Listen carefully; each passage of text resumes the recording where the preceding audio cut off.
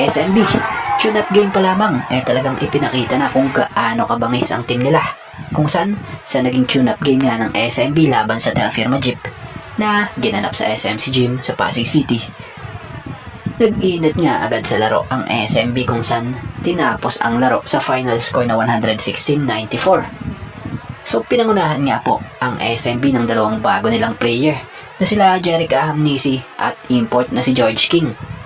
Isa din talaga sa inaabangan yung tapatan ng dalawang guard na nasama nga sa trade na sila Wami and Jeric. So alam nyo bang wala pang Jun Marian dahil sa kanyang Gilas Pilipinas duties. Pero maganda pa rin ang napakita ng SMB sa takbo ng laro nila. So ang kaganapan nga ng laban na ito ay bilang paghahanda na rin or preparation ng dalawang teams para sa pagbubukas ng PBA Governors Cup. At siya nga pala, kapansin-pansin sa naging tune-up game nga nilang ito, talagang nagpamalas talaga ng kanya-kanyang husay rin yung mga imports na magkabilang koponan. So talagang nagkaroon din ng dakdakan to the max. So sa mga hindi nga po familiar sa dalawang import na ito gaya sa SMB na si George King, sa mga hindi nakakaalam sa bagong conference na itong paparating ng PBA, pwede nga nitong maitulong sa team ng SMB ay ang pagiging malupit din ito sa outside shooting. Bukod pa dyan, magaling din talaga at mataas ang porsyento nito sa free throw shooting. At sa taas niya nga pong 6'6", bit-bit niya ang napakatibay niyang pangangatawan kung saan kaya niya ng gampanan ng parehong position like shooting guard and small forward ng may bilis at lakas. Samantalang sa Terra Firma Jeep, yung import nila na si Justin Strings, bit-bit nito si Jeep ang ilang mga kakayahan gaya ng pagiging dominante sa ilalim. May kalaparan kasi ang pangangatawan nito at mabilis kumilos. Bukod dun, may bit-bit pa nga rin itong winning mentality. So sa mga pinaglalaroan kasi nito, hindi ito sanay matalo. So sana, madala niya nga po sa Jeep din yun. Dahil ang import na ito ay sanay manalo. So yun, tingnan natin sa PBA Governors Cup. So sa ngayon, ito nga lang po ang counting update natin para sa naging tune-up game ng SMB at Terra Firma. So batay nga sa mga kumakalat na balita ngayon, ang NLEX Road Warriors ay nakatakdang magtalaga ng kanilang bagong head coach. At ito nga ay si Jimmy Alapag. Balita na ito raw ang papalit kay Coach Jongwei Chico. So sa mga naglabasan nga pong update ngayon, isa nga po sa naglabas din dito ay ang batigang journalist or sports journalist na si Sir Snow. So credit po sa naging post niya ito, and thank you. So ang pagbabalik nga po ni Jimmy Alapag sa PBA para sa team ng NLEX, hindi para maging player, kundi parang maging coach ng nasabing koponan. So sa pagdating niya nga sa team na ito inaasahang magdadala ito ng panibagong sistema at direksyon para sa koponan sa darating na mga torneo ng PBA. So kagandahan dito, ayun nga, inaasahang magdadala ito ng modernong sistema ng laro at kultura ng pambansang koponan sa NLEX Road Warriors bilang bagong head coach. Ang kanyang presensya ay magsisilbing inspirasyon sa mga manlalaro at magpapasigla sa team upang maging mas mapagkumpetensya nga sa PBA. So ang kanyang karanasan nga bilang dating player development coach ng Sacramento Kings sa NBA ay gagamitin upang hasain ang individual na talento at kakayahan ng mga players ng Road Warriors. So bukod pa doon, magdadala din siya ng matibay na disiplina at mentalidad ng koponan mula sa kanyang naging tagumpay sa PBA at mga international na torneo. So alam na alam din talaga nitong si Coach Jimmy Alapag ang maging leader or manguna sa court dahil dati nga siyang playmaker kung saan pwede niya nga ituro ang tamang pagpapasya sa laro, pagtutulungan at kung paano akayin ng team sa mga dikdikang laban. Kaya naman goods ito para sa NLEX Road Warriors para sa opinion natin. Pero kayo, kung kayo ang tatanungin ano ang opinion nyo sa bagong head coach na nakuha ito ng NLEX Road Warriors. So kasalukuyan na nga pong pinangalanan na ng ilang mga PBA teams ang kanilang mga import na gagamitin sa PBA Governors Cup Season 50. Sa Barangay Ginebra, San Miguel, Justin Brownlee.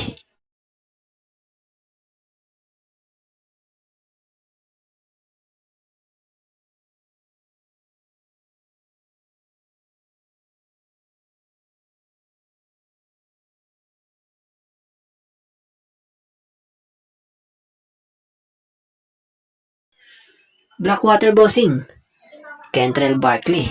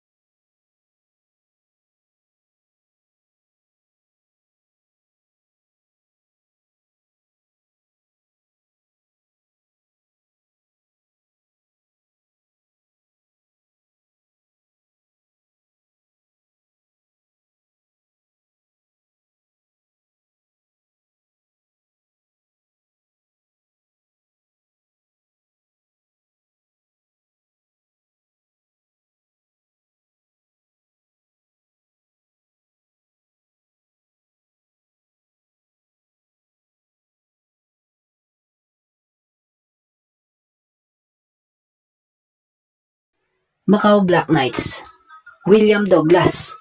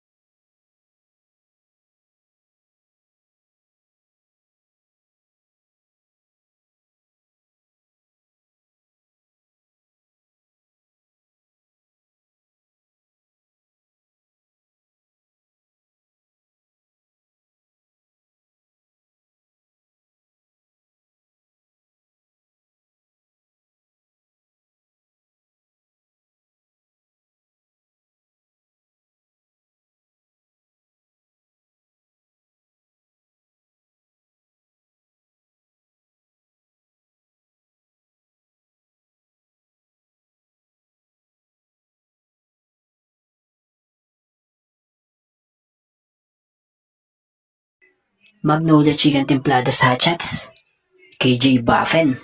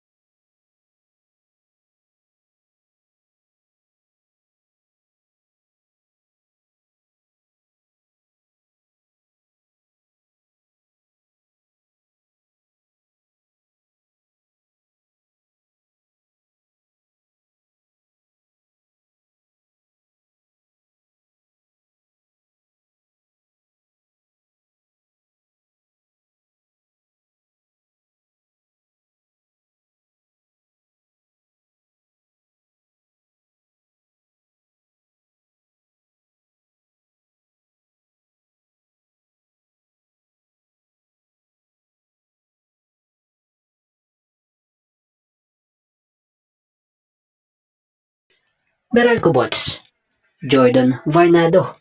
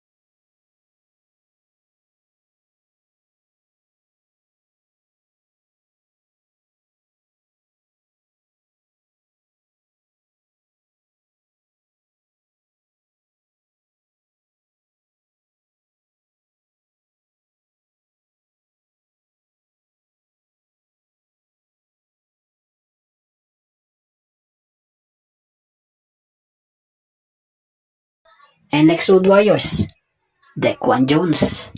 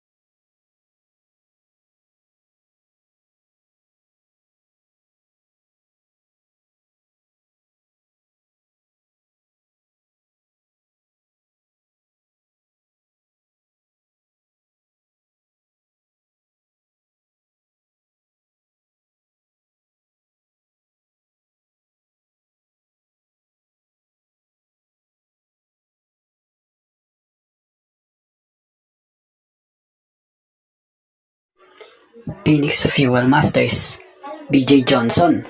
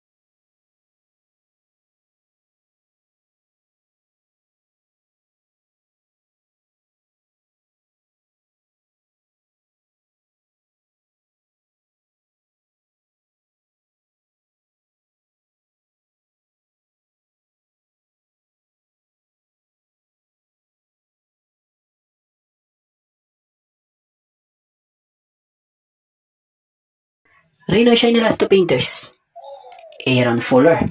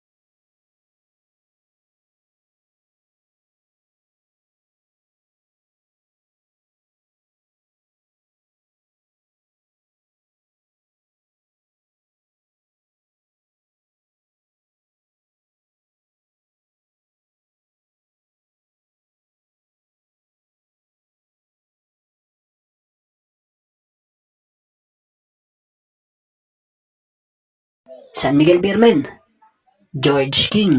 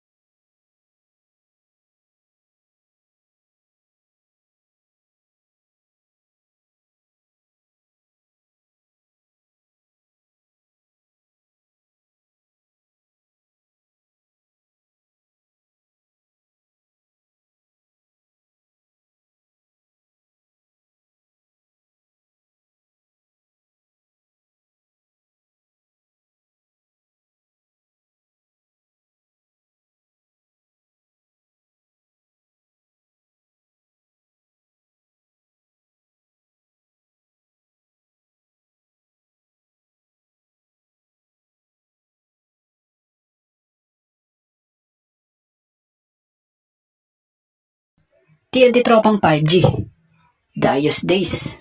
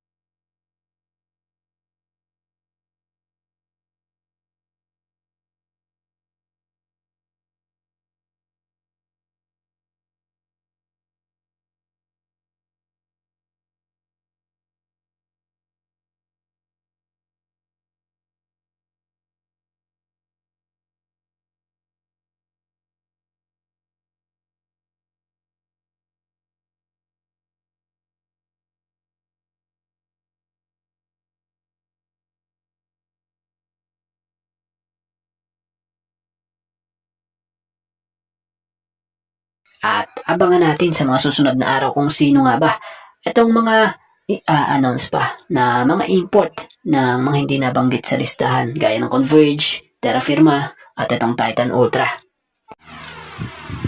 So ito na, bago ang kinaabang ang laban ng Gilas Pilipinas sa mga kilalang powerhouse team sa gaya ng New Zealand Tall Blacks at Australian Boomers sa third window ng FIBA World Cup Asian Qualifiers, ay makakalaban nga muna ng Gilas Pilipinas ang dalawang professional na team mula sa NBL New Zealand. So speaking of two teams na makakalaban ng Gilas, ito yung magiging schedule ng game nila. Credit po sa Manila Bulletin and thank you. Nakasaad rito, unang makakalaban ng Gilas Pilipinas ay ang Manawato Jets sa June 28, 2026 sa Fly Palmi Arena, Manawato, Whanganui. So, ini-announce na nga rin yan ng Manawato Jets sa kanilang Instagram. So, kapansin-pansin na talagang pinaghandaan ng Gilas dito. Yung sumunod naman sa June 30 versus Franklin Bulls naman sa lugar ng Franklin Pool and Leisure Centre, Auckland. So talakayin niya natin itong mauunang kalaban ng Gilas Pilipinas na Manawato Jets. So sa hindi nga po familiar sa team na ito, may nagsasabi na baka nga raw malakas pa itong Manawato Jets sa national team ng New Zealand. So kung halimbawang ganun nga, mas maganda yun para masanay agad ang Gilas Pilipinas sa estilo ng laro nila. So about pa rin dito sa team ng Jets, batay sa nakalap nating impormasyon, isa nga rin raw umano ito sa teams dito sa SALS NBL New Zealand na talagang respetado dahil sa kalibre ng mga players na meron ito. Sample na lang dito, itong si Corey Webster. Sigurado familiar yan sa mga Pinoy fans, panigurado. So ang kanilang team or rosters ay binubuo ng mga local talents at ilang import players at mga manlalaro mula sa New Zealand Breakers tulad na nga nito si Kai Webster, ang kapatid nga po nitong si Corey Webster na kilalang kilala ng mga Pinoy. So about naman sa layunin ng Gilas Pilipinas, kaya ginagawa nga nila ang pakikipag-tune-up game sa mga tulad ng mga pro team na mga ito, dahil na rin sa bilang paghahanda na rin sa sasabakan nilang matinding laban sa third window ng FIBA World Cup Asian Qualifiers, kung saan malaking bahagi ng pagsasanay nila ito para makasabay nga sila or masanay ang Gilas Pilipinas players sa matataas na tempo or style ng laro. Kumbaga, maganda yun at magbe-benefits talaga dito sa ginagawang itong pakikipag-tune-up game ng Gilas Pilipinas dahil pag humarap nga sila sa mga powerhouse team gaya ng New Zealand Tall Blacks at Australian Boomers, hindi na sila magugulat sa posibleng magalap dahil handa nga sila at kaya na nilang sumabay sa anumang pisikal na laban. At bago nga ang lahat, baka naman po pwedeng makahingi ng isang subscription para sa ating channel or pakifollow na rin po kung nagustuhan nyo ang ating mga basketball update. At kung ito na may makakabigat para sa inyo, kahit isang like and share na lamang po. Maraming salamat po.